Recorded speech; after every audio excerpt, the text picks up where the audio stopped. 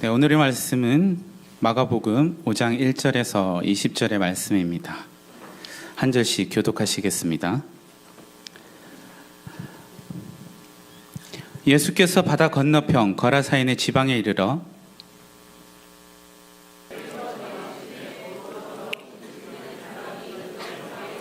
예수를 만나니라. 그 사람은 무덤 사이에 거처하는데 이제는 아무도 그를 쇠사슬로도 맬 수 없게 되었으니 이는 여러 번 고랑과 쇠사슬에 매었어도 쇠사슬을 끊고 고랑을 깨뜨렸음이로라. 그리하여 아무도 그를 제할 힘이 없는 밤낮 무덤 사이에서나 산에서나 늘 소리 지르며 돌로 자기의 몸을 해치고 있었더라.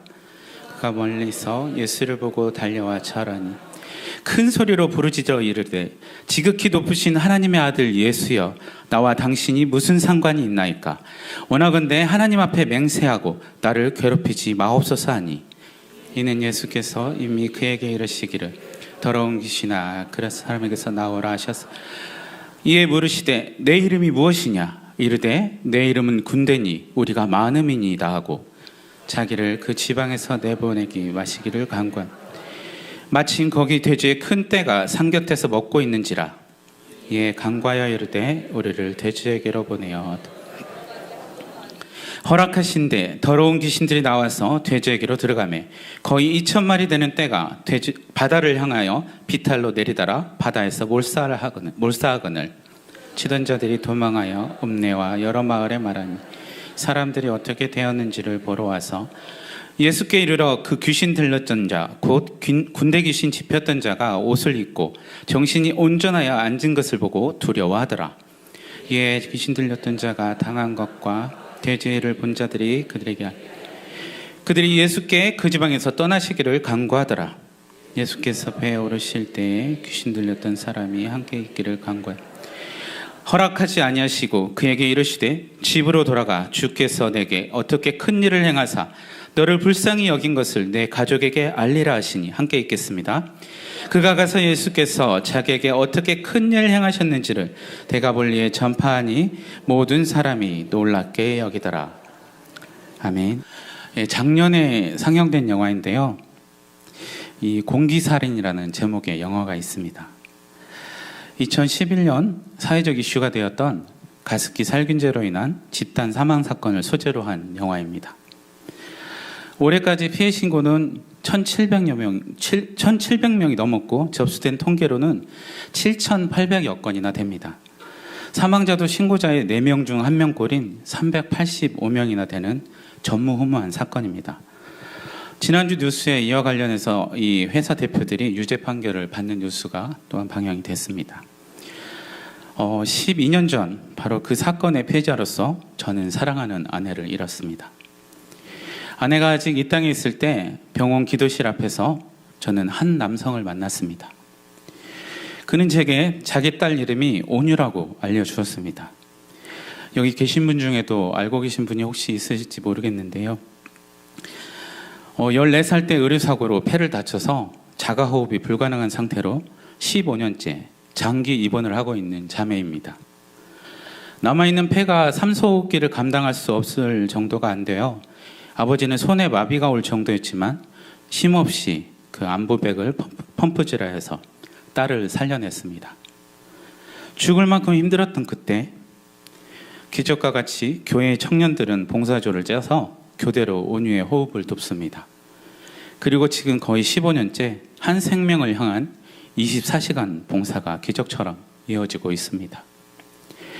저는 폐 섬유화로 폐가 굳어져 숨을 쉴 수 없는 아내와 폐의 3분의 1을 잃어버린 온유를 보면서 내가 숨 쉴 수 있는 이것이 바로 기적이구나 라는 생각을 했습니다. 그러나 그렇게 아내를 하늘나라에 보내고 저의 평범했던 삶은 지옥으로 바뀌었습니다. 헤어나올 수 없는 상실감과 죄책감으로 도저히 빛이라고는 보이지 않는 절망 속으로 빠져들었습니다. 오늘 우리가 읽은 이 본문에서도 이같이 빛이라고는 한 점도 보이지 않는 흑암 가운데 있는 한 사람을 보게 됩니다. 본문 3절에서 5절을 함께 읽어보겠습니다. 함께 읽겠습니다. 그 사람은 무덤 사이에 거처하는데 이제는 아무도 그를 쇠사슬로도 맬 수 없게 되었으니 이는 여러 번 고랑과 쇠사슬에 베었어도 쇠사슬을 끊고 고랑을 깨뜨렸음이로라. 그리하여 아무도 그를 제어할 힘이 없는지라 밤낮 무덤 사이에서나 산에서나 늘 소리 지르며 돌로 자기의 몸을 해치고 있었더라. 그는 더러운 귀신이 들려서 무덤 사이에서 거처했습니다. 누가복음의 표현을 빌리면 그는 오랫동안 옷을 입지 않았고 집에 거하지도 않고 무덤 사이에 거했다고 합니다. 당시 유대인이든지 이방인이든지 죽은 사람은 이 물리적으로나 의식적으로 불결하게 간주가 되었습니다. 따라서 시체는 대개 마을과 또 도시 외곽에 파묻었습니다. 특히 천연동굴이나 인위적으로 만든 동굴이 매장지로 사용되기도 했습니다. 그는 그런 곳에서 시체와 함께 거주하고 있었던 것이죠. 그가 어찌나 사나운지 사람들은 그를 쇠사슬로 묶기까지 했습니다. 그러나 귀신의 힘을 가진 그는 그 쇠사슬로도 메어들 수 없었습니다. 여러 번 고랑과 쇠사슬에 메었어도 쇠사슬을 끊고 고랑을 깨뜨렸습니다. 아무도 그를 막을 사람이 없을 지경이었습니다. 심지어 그는 밤낮 무덤 사이에서나 산에서나 늘 소리를 지르며 돌로 자기 몸을 해치기까지 했습니다. 한마디로 그는 통제불능의 상태였습니다. 그에게는 도저히 빠져나올 수 없는, 빛이라고는 정말 한 점도 없는 흑암의 삶 그 자체였습니다. 도저히 희망이 없는, 절망도 그 끝이 보이지 않는 그런 삶 가운데 이 광인은 살아가고 있었던 것입니다. 혹시나 이 자리에 나오신 분들도 이런 삶 가운데 있으실지도 모르겠습니다. 그런데 그런 그에게 한 줄기 빛이 비칩니다. 그 빛은 바로 예수님이셨습니다. 앞에 4장의 이야기를 보면 예수님은 갈릴리 바다에 일어난 큰 광풍을 잠재우셨습니다. 함께 배에 탔던 제자들은 이렇게 얘기합니다. 그가 누구이기에 바람과 바다도 순종하는가? 신적인 능력으로 예수님은 바람을 꾸짖어 바다를 잠잠케 하시고 바람을 그치게 하시는 이적을 보이셨습니다. 자연현상마저 그분의 권위 앞에 무릎을 꿇었습니다. 그리고 난 뒤 예수님은 그 갈릴리 바다 건너편 거라사인의 지방으로 오신 것입니다. 바로 귀신들에게 사로잡혀 흑암과 같은 절망의 삶을 살던 광인이 있는 곳이었습니다. 사실 거라사인의 땅은 유대인들이 가는 곳이 아니었습니다. 이방인들의 땅이었던 데가볼리의 한 성읍이었는데요. 데가볼리는 10개의 도시라는 의미를 가진 요단강 동편에 있는 여러 개의 도시를 가리킵니다. 로마의 장군 폼페이우스가 BC 36년에 이 팔레스타인을 침략해서 당시 유대 마지막 왕조인 하스모니안 왕조가 세운 데가볼리의 도시들을 다 없애고 그곳에 그리스 로마 문화의 전시장과도 같은 도시들을 새로 세웠습니다. 그래서 데가볼로는 전적으로 이방인들의 거주지였던 것이죠. 그곳에 적지 않은 로마군이 또 주둔하고 있었습니다. 또한 데가볼리는 돼지의 주산지였습니다. 돼지는 로마군의 주식이었지만 유대인들에게는 혐오의 대상이었고 또 부정한 짐승이었습니다. 데가볼리는 이방인, 돼지, 로마 점령군과 관계가 있었기 때문에 유대인들에게는 접근해서는 안 되는, 가서는 안 되는 부정한 땅이었던 것입니다. 그러나 그곳은 또한 부유한 땅이었습니다. 교통의 요충지였으며 근처에 좋은 철광이 있어서 당시 로마 제국 전체에서도 아주 부유한 도시에 속하였다고 합니다. 바로 그곳에 예수님이 오신 것입니다. 유대인인 예수님은 왜 그런 곳에 오셨을까요? 심지어 나중에 나올 것이지만 7장에 나오는 이 수로보니게 족속의 이방 여인에게는 자녀의 떡을 취하여 개들에게 던짐이 마땅하지 않다라고까지 하시며 이스라엘의 구원이 우선인 것처럼 말씀하셨는데도 말이죠. 그 목적이 무엇인지 성경에 기록되지 않기 때문에 우리는 알 수 없지만 배에서 내리시는 예수님을 만나러 온 한 사람이 기다리고 있었습니다. 놀랍게도 그는 더러운 귀신이 들린 사람이었습니다. 그가 살고 있는 무덤 사이에서 나와서 예수님을 만나러 온 것입니다. 그가 왜 예수님을 만나려고 왔을까요? 절망에서 벗어나고자 하는 그의 의지가 작용했을까요? 아니면 그의 몸 안에 있는 귀신들이 예수님의 오심을 알고 위기의식을 느꼈기 때문일까요? 아무튼 그는 멀리서 예수님을 보고 달려와 절을 합니다. 우리 6절에서 8절의 말씀을 같이 읽겠습니다. 그가 멀리서 예수를 보고 달려와 절하며 큰 소리로 부르짖어 이르되 지극히 높으신 하나님의 아들 예수여,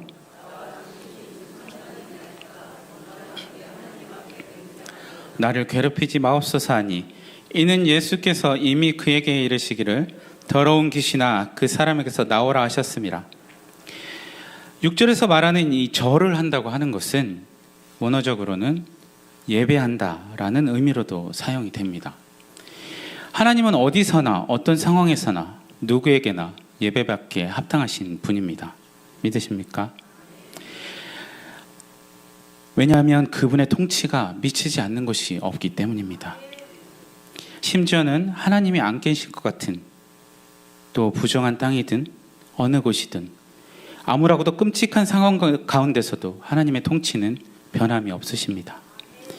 단 한순간도 그분이 예배하지 못할 순간은 없습니다.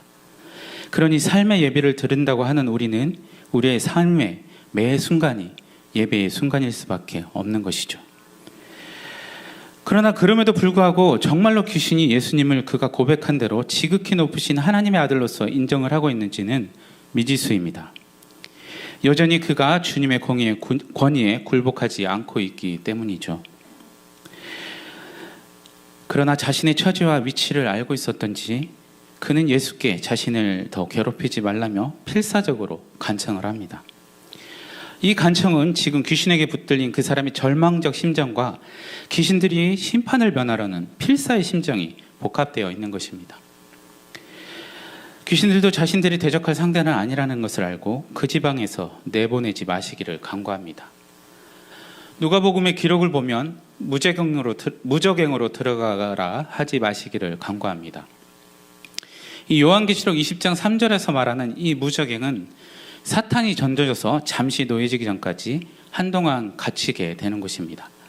나중에는 영원히 그곳에 던져지게 되죠. 그러므로 귀신이 그렇게 말한 것은 귀신들도 하나님의 심판을 두려워하고 있었던 것입니다. 급기야 귀신들은 대신에 근처에 있던 돼지들에게 들여보내달라고 간청을 합니다. 우리는 주님이 다시 오심을 기다리는 사람들입니다. 맞습니까? 네, 그러나 주님의 오심은 곧 심판의 때를 의미한다는 것도 아십니까? 그러므로 기대와 함께 두려움과 떨림으로 기다릴 수밖에 없는 것이죠. 그날을 말이죠. 여러분은 곧 도래할지도 모를 하나님의 심판에 대해 여러분 안에 두려움이 있으신가요? 그 심판의 두려움 가운데 구원의 소망으로 살아가는 삶이 바로 그리스도인의 종말론적인 삶입니다. 계속해서 9절에서 10절의 말씀을 함께 읽겠습니다.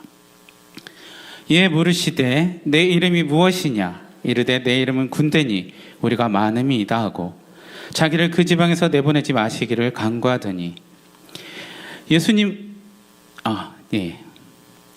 예수님은 귀신들이 그 사람에게 나가라는 말을 듣지 않자 그의 이름을 묻습니다. 그러자 귀신은 군대라는 이름으로 말을 합니다. 원어로는 레기온이라고 하는데요. 당시 로마의 군단을 부를 때 이 레기온이라고 부릅니다. 작게는 4,000명, 많게는 6,000명으로 구성된 로마의 군단입니다. 잘 무장되어서 또 잘 훈련된 군인들로 구성되어 있습니다. 이것은 그만큼 그 사람에게 들어간 군대 귀신의 수가 많다는 것을 의미합니다. 그래서 혹자는 돼지떼가 물에 빠지는 것이 정치적인 의미를 가지며 그것이 로마의 몰락을 의미한다고도 이야기합니다. 또한 출애굽 때 이집트 군대가 홍해에 빠져 죽은 것을 빗대어 새로운 출애굽을 의미한다고도 얘기합니다. 아무튼 그 군대 귀신은 예수님의 권위 앞에서 더 이상 자신을 숨기지 못하고 그 정체를 드러냅니다. 귀신은 계속 그 지역에 머물기를 원했습니다. 사탄은 한때 죄의 사슬로 묶어두었던 바 있는 인간의 영혼을 포기하지 않으려고 합니다. 그러나 십자가와 부활로 인하여 죽음의 권세는 그 힘을 잃었습니다. 사탄은 패배하였고 예수님은 승리하셨습니다. 그러나 그 남은 장단들은 여전히 호신탐탐 인간의 영혼을 탐하고 있습니다. 예수님께서 종말의 때에 일어날 일을 이야기하시며 이렇게 말씀하셨습니다. 마가복음 13장 22절의 말씀인데요. 거짓 그리스도들과 거짓 선지자들이 일어나서 이적과 기사를 행하여 할 수만 있다면 택하신 자들을 미혹하려 하리라. 또 베드로 사도는 베드로전서 5장 8절에서 대적마귀가 우는 사자같이 두루다니며 삼킬 자를 찾는다고 했습니다. 마가복음 13장 23절의 말씀대로 미리 주님은 이것을 우리에게 경고하셨습니다. 그러니 우리가 정신을 차리고 깨어 있어야 합니다. 주님이 다시 오실 때까지 이 사탄의 잔당들은 우리의 영혼을 결코 포기하지 않을 것입니다. 그러나 사탄은 다만 우리를 참수할 뿐이며 우리의 존재 자체를 어떻게 할 권리가 없습니다. 그래서 계속적으로 우리가 스스로를 괴롭히도록 속삭일 뿐입니다. 결국 스스로를 해치는 결과에 이르도록 말이죠. 오늘 이 귀신에게 하는 행동들 말입니다. 이런 사탄의 쾌락을 염두에 두고 우리는 의도적으로 단호하게 그런 사탄의 속삭임을 거부해야만 합니다. 우리는 예수 그리스도의 피로 말미암아 더 이상 죄의 노예이거나 마귀의 소나기에 놓여 있지 않습니다. 믿으십니까? 이제 우리는 죄를 비롯하여서 하나님의 거룩함에 반대하는 모든 것에 대해서 거부할 권리를 가졌습니다. 그러니 주님의 형제 야고보가 이렇게 얘기하지 않겠습니까? 마귀를 대적하십시오. 그리하면 여러분을 피해 달아날 것입니다. 야고보서 4장 7절의 말씀이죠. 새롭게 하실 하나님을 신뢰하고 하나님의 말씀에 복종하며 선포하십시오. 내 영혼을 몰감하는 모든 불의와 우울과 고통은 떠나갈지어다. 그렇게 주의 이름에 의지하며 주께 나아갈 때 사탄의 계략은 드러나고 그분의 권위 앞에 무력화될 것입니다. 우리 계속해서 11절과 13절의 말씀을 읽겠습니다. 마침 거기 돼지의 큰 떼가 산 곁에 묻고 있는지라 이에 간과하여 이르되 우리를 돼지에게로 보내어 들어가게 하소서 하니 허락하신데 더러운 귀신들이 나와서 돼지에게로 들어가매 거의 2,000마리 떼가 바다를 향하여 비탈로 내리다라 바다에서 몰살하가는. 귀신들이 자기를 그 지방에서 내보내지 마시기를 간구할 때 마침 그곳에 노아 기르는 큰 돼지떼가 있었습니다. 더러운 영들은 자기들을 그 돼지들에게 보내달라고 간구합니다. 여기서 간구한다는 말은 원어적으로 사정사정했다는 의미입니다. 그들이 비록 불순종하고 있기는 하지만 자기들을 무저강에 던져버릴 수도 있는 그 주님의 권위를 두려워하였던 것이죠. 이 종교개혁자 칼빈의 해석에 따르면 이 더러운 영들이 자기를 돼지에게 내보내달라고 한 것은 그 돼지에게 들어가 모두 죽게 되면 마을 사람들이 하나님을 원망하고 저주하게 되리라는 것을 더러운 영들이 알고 있었기 때문이라고 하였습니다.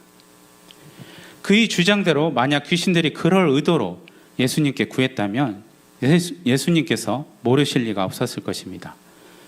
그러나 예수님은 귀신들에게 돼지들에게 들어갈 것을 허락하셨습니다. 왜 그러셨을까요? 자신이 배척받을 것을 아시면서도 그 한 사람의 구원을 위해서 기꺼이 자신이 거부받는 것을 감당하신 것입니다.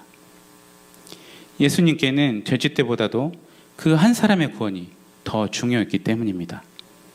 잃어버린 양 한 마리를 향한 주님의 마음이 그 귀신 들린 자에게 향한 마음이었고 우리 한 사람 한 사람을 위한 마음이며 12년 전 절망 가운데 있었던 저를 향한 주님의 공의로운 마음이기도 했습니다. 어찌되었던 그 사람에게서 나간 귀신은 돼지떼에게 들어갔고 결국 2,000마리나 되는 돼지는 언덕을 뛰어내려가 바다에 빠져 죽고 맙니다. 우리 14절에서 16절의 말씀을 함께 읽겠습니다.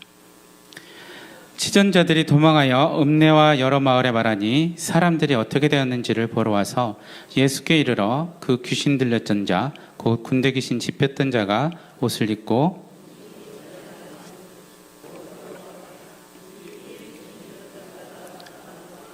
돼지를 본 자들이 그들에게 알리매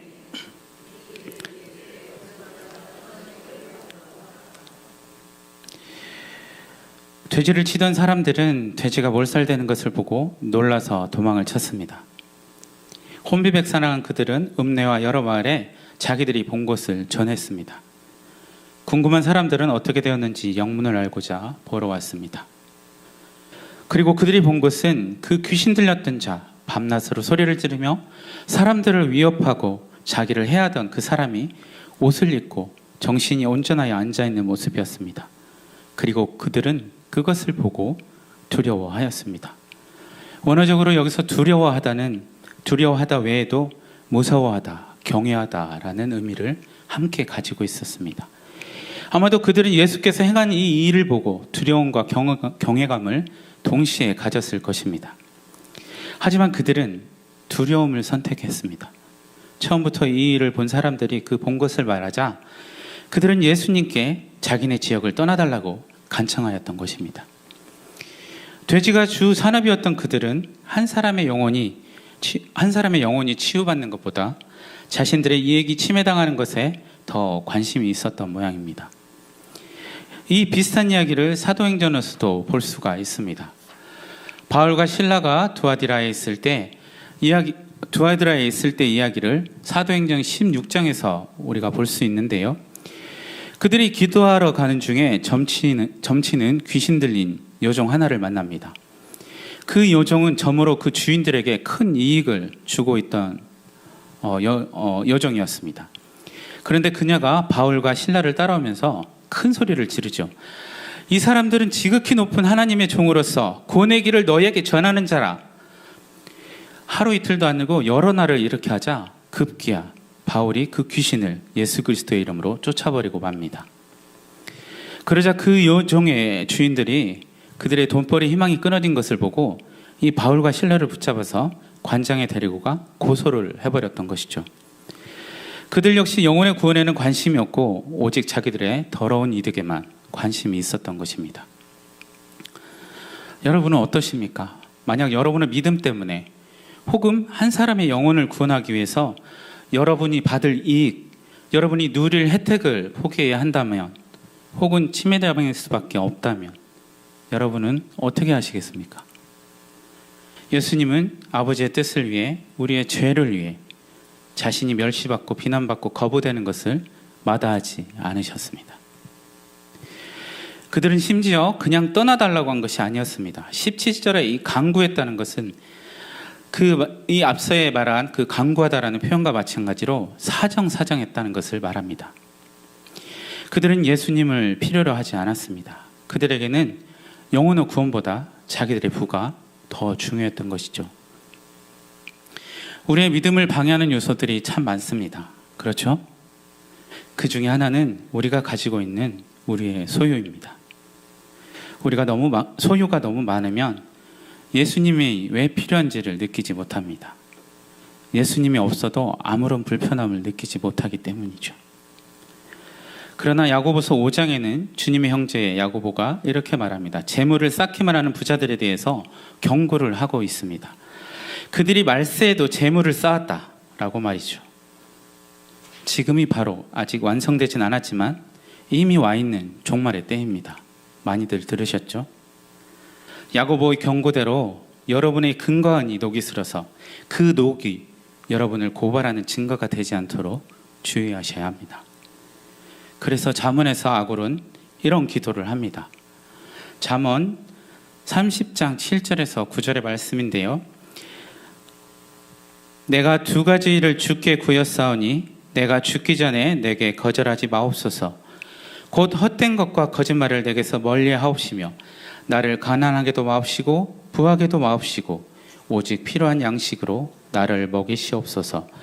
혹 내가 배불러서 하나님을 모른다 여호와가 누구냐 할까 하며 혹 내가 가난하여 도둑질하고 내 하나님의 이름을 욕되게 할까 두려워함이니이다.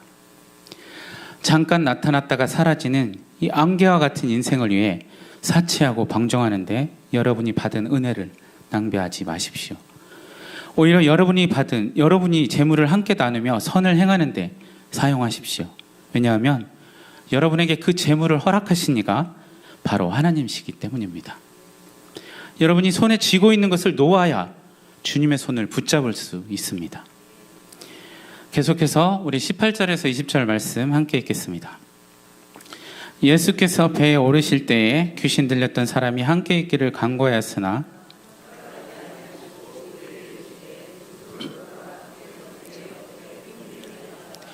널 불쌍히 여기신 것을 내 가족에게 알리라 하시니 그가 가서 예수께서 자기에게 어떻게 큰일 행하셨는지를 대가볼레에 전파하니 모든 사람이 놀랍게 여기더라. 아멘. 예수님은 그런 사람들과 다투지 않으시고 배를 타고 떠나려 합니다. 그런데 그 귀신 들렸던 사람은 예수님과 함께 있게 달라고 사정사정합니다. 그 지역 사람들은 예수님께 떠나달라고 사정사정한 반면에 이 사람은 예수님과 함께 있게 해달라고 사정사정하고 있습니다. 그 차이가 무엇입니까? 물론 예수님이 가버리고 나면 다시 그에게 귀신이 들까봐 두려웠을 수도 있겠죠. 그러나 후에 그가 행한 바를 미뤄보면 그 차이는 바로 은혜가 아닐까 싶습니다. 그 은혜에 대한 감사의 차이가 이 둘의 차이를 만들어낸 것이죠. 이 사람만 은혜를 받은 것일까요? 이 지역 사람들은 아닐까요? 이 지역 사람들이나 귀신 들렸던 사람들이나 동일한 하나님의 은혜를 받았습니다. 물론 그 경중은 있겠지만요. 이 마을 사람들도 그 사람으로 인해서 피해를 보고 있었죠. 그런데 그가 나음을 받음으로 인해서 그들의 생활에 평온이 온 것을 그들은 감사하지 않았습니다. 그것이 은혜라고 생각지 않은 것이죠. 또한 그들은 자신들의 부에 감사할 줄 몰랐습니다. 반면 귀신 들렸다 나은 사람은 그 나음으로 인해서 감사가 넘쳤습니다. 그는 귀신이 나음으로 인해서 사회적 지위를 비롯한 다른 모든 것을 회복할 기회를 얻었음에도 불구하고 그걸 찾는 대신 예수님을 따르겠다고 말을 하고 있습니다. 지금 그에게는 다른 어떤 것들보다 예수님이 더 중요했던 것입니다. 여러분은 무엇을 위해 간구하십니까? 여러분 자신의 소유를 위한 소원입니까? 아니면 주님과 함께하는 친밀함입니까? 또한 그분이 주신 것에 감사하며 그분과 함께하기 위해서 모든 것을 포기한 만큼 큰 감사가 여러분 안에 지금 있으신지요? 그러나 주님은 그에게 함께 가기를 허락하지 않았습니다. 사정사정하는 그의 부탁을 들어주시지 않은 것이죠. 왜일까요? 예수님은 그 사람이 함께 있게 해달라고 애원했으나 거절하시고 그를 보내시며 이렇게 말씀하십니다. 내가 집으로 돌아가서 하나님께서 내게 하신 일을 다 이야기하여라. 아무 생각도 없었던 베드로나 마태에게는 나를 따르라 하시지만 이 예수님과 함께 있겠다고 애원하던 그에게는 왜 나를 따르라 하지 않고 돌려보냈을까요? 예수님이 택하신 사람들은 더구나 이 예수님께서 따르라 했던 자들은 버릴 것이 많은 이들이었습니다. 그들은 가지고 있던 것을 버렸었죠. 그런데 이 거라사인에 나음받은 이 광인에게는 아무것도 버릴 것이 없었습니다. 이미 그 자신이 버려진 존재였기 때문이죠. 그런 그였지만 예수님은 그에게 따르라 하지 않으시고 그의 집으로 돌려보냈습니다. 그가 단지 이방인이었기 때문이었을까요? 아니면 그가 택하신 자가 아니었기 때문이었을까요? 이 거라사 광인을 찾아가 주신 것처럼 예수님은 절망 속에 있었던 저에게도 찾아와 주셨습니다. 그리고 저는 예수님을 만나고 나서 제 삶을 망가뜨리고 있는 이 죄책감과 절망감에서 벗어나 새로운 삶을 살게 되었습니다.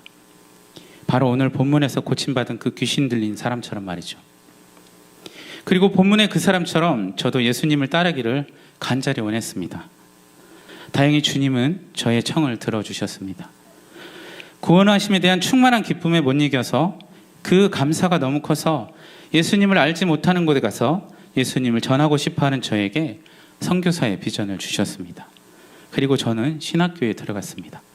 그리고 바로 지금 여러분 앞에 서서 이렇게 말씀을 증거하고 있는 중입니다.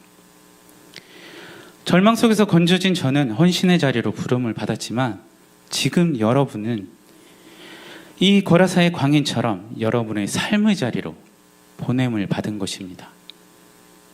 우리는 여기서 두 종류의 제자를 생각해 볼 수가 있습니다.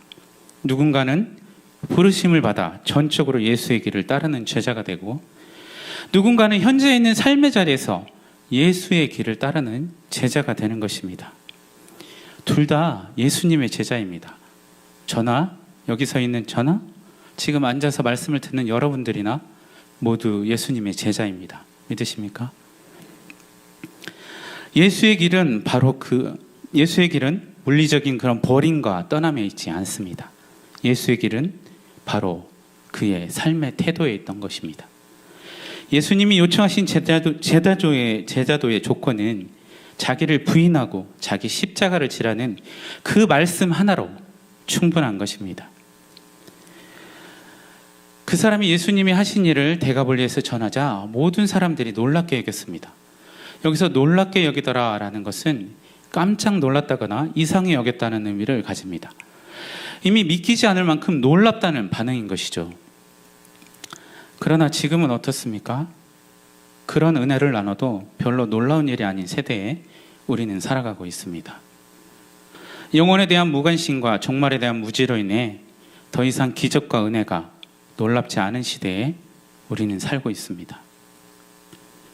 아무도 숨쉬는 이것이 기적이라고는 말하지 않습니다.